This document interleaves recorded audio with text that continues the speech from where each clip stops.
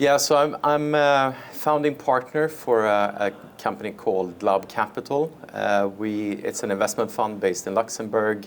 So I'm actually the only person sitting here in Marbella. The rest of the team is either in Luxembourg or in Budapest.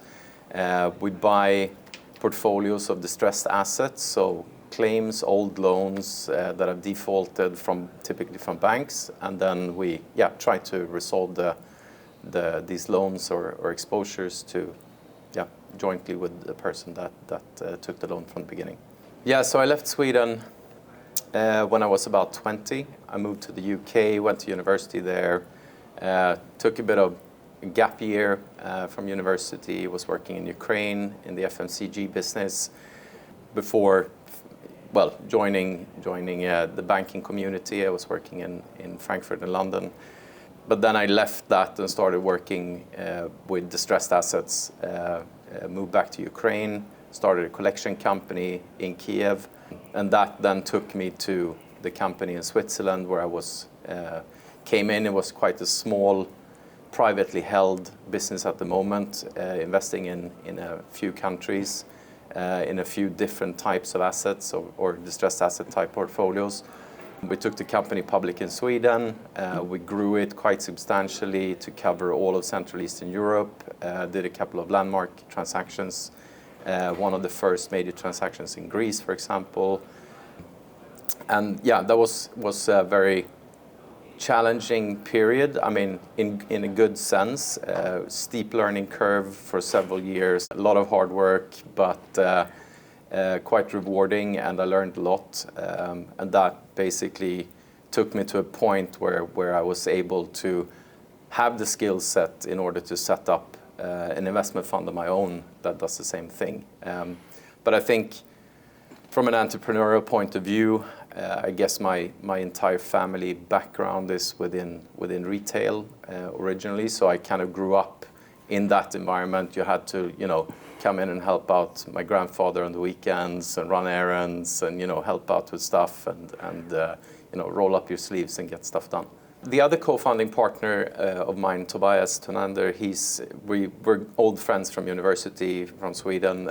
He was working at the time for KPMG, being based out of Dubai, and he came over to Switzerland. We were skiing together, and as friends do, had a beer in the bar afterwards, and we started talking about, the current business or the company that I was managing at the time in Switzerland, and said, as friends do, okay, we can do this better, let's do something together. And that was sort of the starting point for quite a lengthy discussion between us two before we actually respectively pulled the plug, if you will, on our current positions that we were in. We started working on Lab, about 5 years ago or something like that. Unfortunately, I mean, we lost quite a lot of time, obviously, with COVID. Fundraising was close to impossible for a while. Doing these types of transactions was also quite a volatile environment, which it really isn't normally. But obviously, people didn't know, right? I mean, will we have jobs? Will people have regular incomes? I mean, all of these pretty, fundamental questions. Nevertheless, in the second half of 2020, we managed to do our first transactions.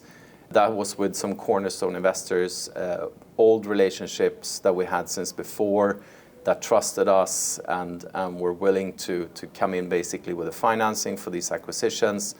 We were clearly, of course, putting our own money where our mouth is, so to say, and those transactions have been working very well, and we're very happy about of course, that we gained the trust, that we had that financial backing with us.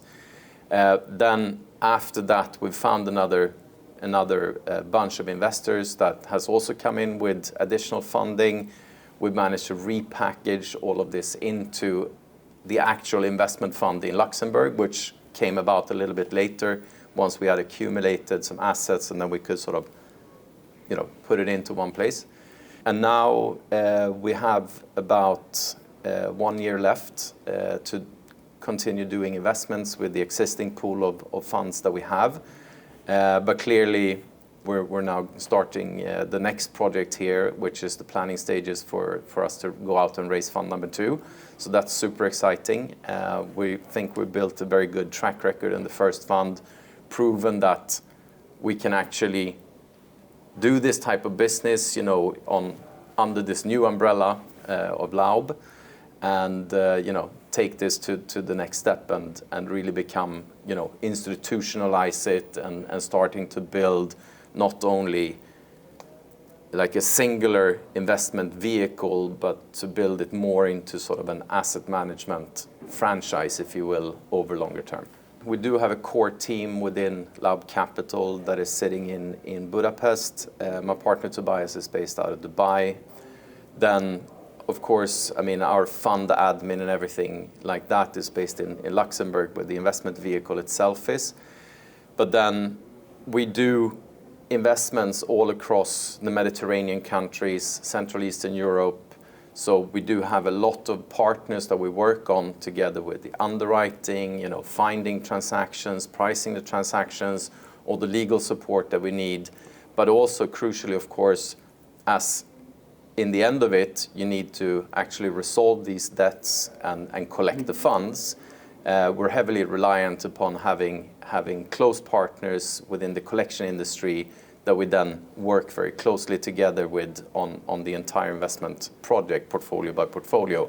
So we have our preferred partners here in Spain, we have our partners in Portugal, in Croatia, Czech Republic, in Poland, and etc., other countries where we operate. So it's a lot of relationship management and a lot of, essentially financial IT work, I guess we can call it.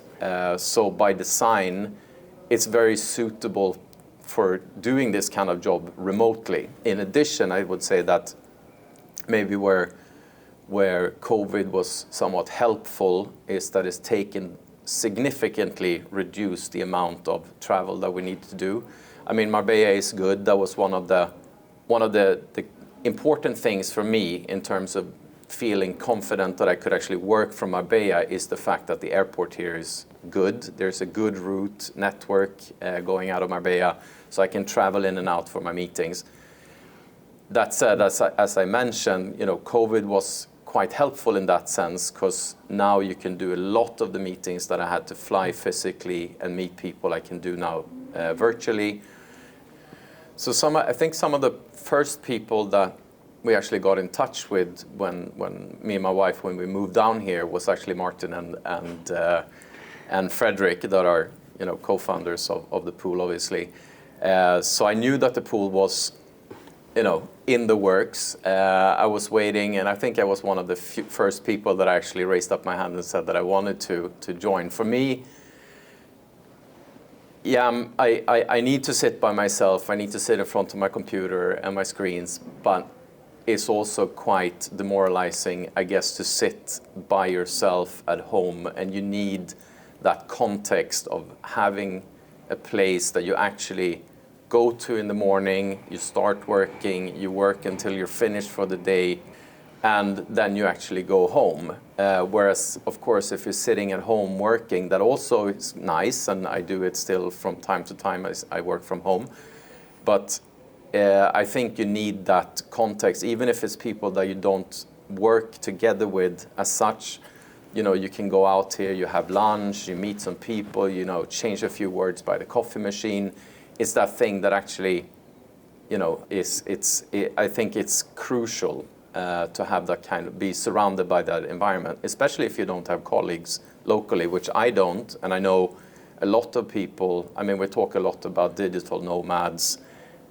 You're by your own per definition, right? So I think to have that connection with other people, I think is very important. Plus, of course, I know that for a lot of people that sit here, it's actually generating business in itself. I guess for me, maybe less so, but I think for a lot of people, you can draw a lot of very good business relationships out of the community here at the pool. I think anyone who goes into an entrepreneurial project, I think especially if it's the first time you do it. I know that there's a lot of serial entrepreneurs around here that know this and have done it several times. But I think the one thing is that it's a desert walk, and you have to be mentally prepared for that. You know, no one is going to care about your project. You think that it's the best thing since sliced bread, but it's going to take a lot of meetings. You're going to have to kiss a lot of ugly frogs. You're going to have to, you know, go out there and basically have the stamina, have the trust in your product or your idea in order to pull it through. And it's going to take a lot more time than you think that it's going to take, and a lot more, maybe not a lot more dedication, because you need to have a lot of dedication going into it from the very first beginning. But I think that's the thing, and it's going to take significantly more time than you plan, even if you put in buffers into your planning. So be sure that you have that time in order to run the full process. One situation that you don't want to find yourself in is being stressed. I mean, financially, that, you know, you're running out of funds and you cannot push that the last 20% because you have to take a job in order to sustain yourself. I think that's one thing that you have to be prepared for, that desert walk and that, you know, loneliness in your project, I guess, before it starts rolling. And then it starts rolling very, very fast. And you need to, ideally, you should try to plan, and in the downtime that you have in the beginning, when you maybe have not so much, you know, you have quite a lot of free time in between meetings and pitches, etc. Try to think ahead, try to plan, okay, what is the end goal here? How do I want my organization to look? How do I want the compensation policy to work? How do I want the corporate structure to look?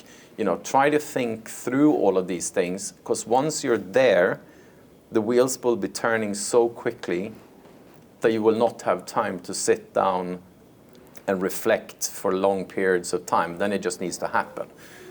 So that's another thing. And then I think the other thing, I know that we're coming now from a venture capital period that has been lasting for, you know, 10 plus years. Money's been free. It's been quite easy to find venture finance. I think we're back to basics. It's all about sales. It's all about revenue, cash generation, you know, delivering profits and growth at the same time.